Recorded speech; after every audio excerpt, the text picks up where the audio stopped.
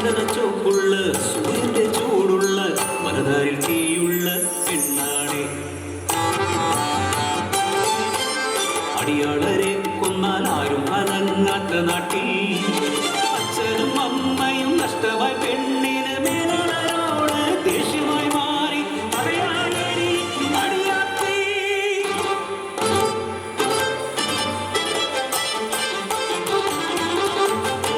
കൊയ്ത്തുപാടത്ത് കാലത്ത് നേരത്തെ കൊയ്ത്തുപാട്ടിന്റെ ഈണത്തിൽ അവൾ വന്നു ഗർഭനെ പോലെ തമ്പ്രാന്റെ കഥ കേട്ട് തിരിച്ചു പെണ്ണ്.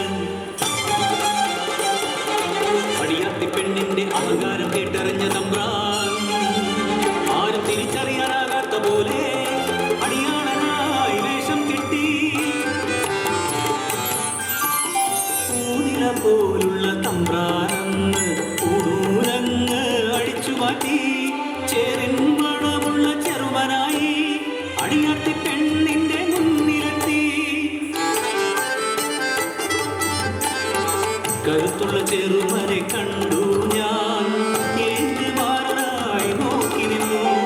സിംഹരേഖയിൽ കുങ്കുമം ചാർത്തി കരം പിടിച്ചു അവളെ സ്വന്തമാക്കി വേറൊരു നാട്ടിൽ കൊണ്ടുപോയി.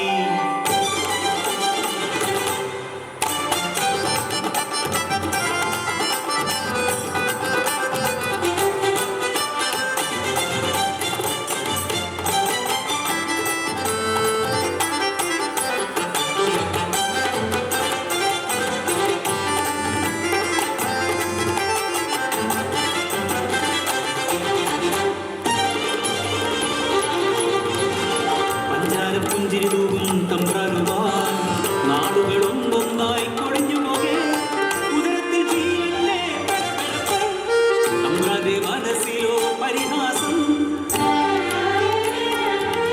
നിറവയറായി കാത്തിരുന്നു അവൾ നിറയെ സമ്മാനമായി വരും എൻ കുഞ്ഞിന്റെ അച്ഛനെ കാത്തിരുന്നു.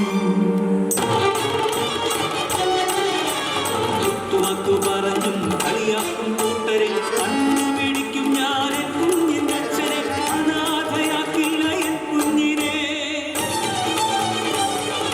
ചേരിന്റെ മണമുള്ള ചെറുവനെ തേടി മനക്കിലെ വാതിൽക്കലെത്തി പെണ്ണ്.